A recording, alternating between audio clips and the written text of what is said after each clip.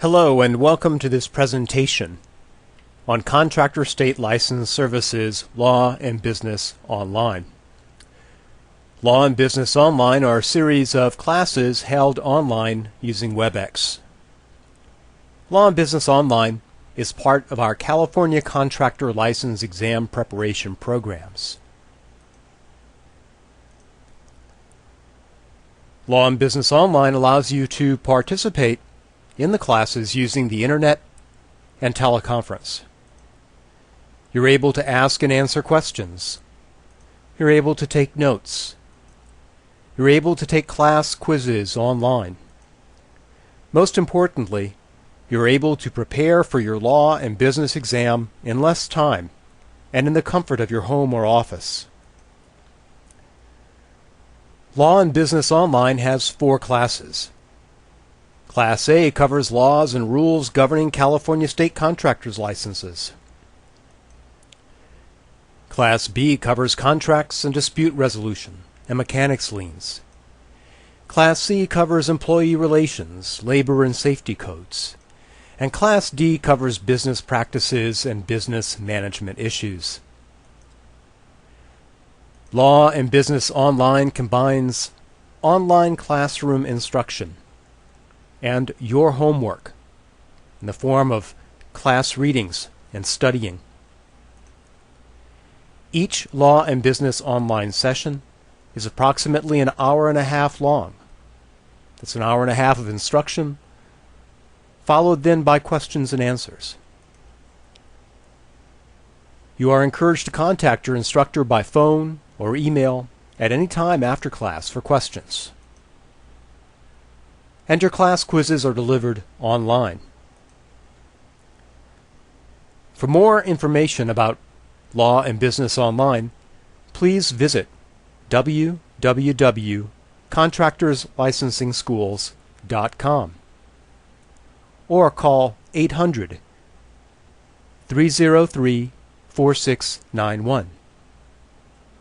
That's 800-303-4691. Now, to conclude this presentation, let's watch a couple of clips from recent Law and Business Online classes.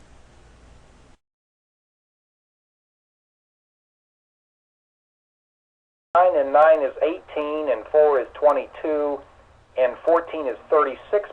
So roughly, 1/3 of your test will be related to tonight's class. That's how important this class is. 36% of, remember, 125 questions in your law and business test. So this is a very important class as far as the information and therefore as far as the number of questions that you will have in the state test.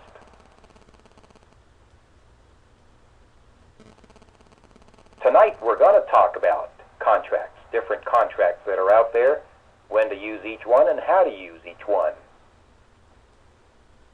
Liens.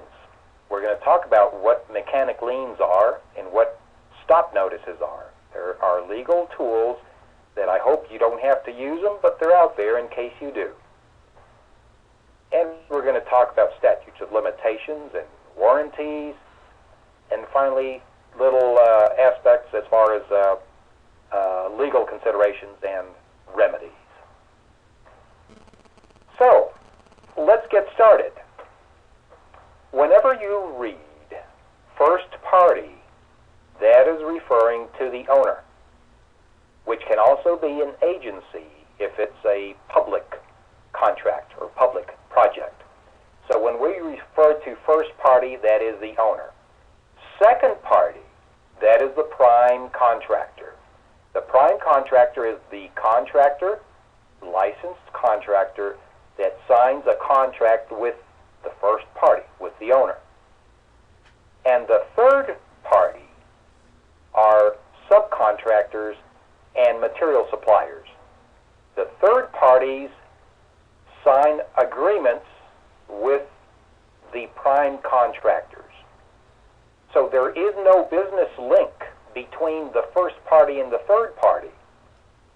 First party does business with the second party. They sign a contract.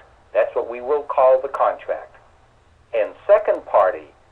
prime contractor signs agreements with the third parties, which are subcontractors and material suppliers.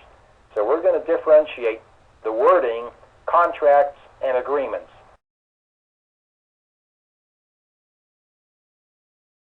About tax and withholding taxes, and kind of make sure that you understand that issue from the employer perspective.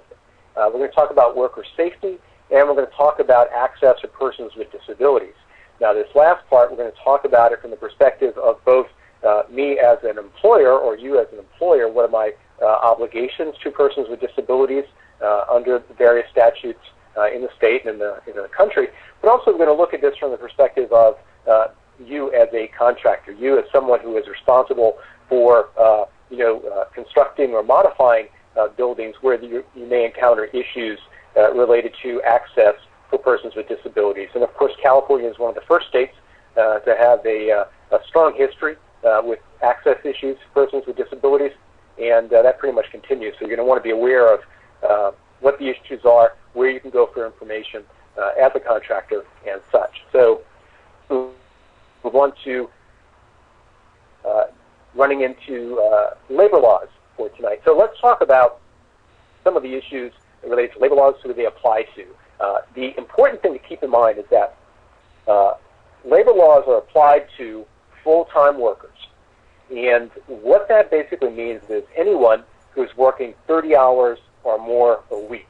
Okay, so if I'm an hourly employee and I'm working 15 hours a week, well, there are some labor laws that apply to me, but most of them will not. But if I'm an hourly employee and I'm working that magic 30 or more, then there are a whole host of laws that come into play governing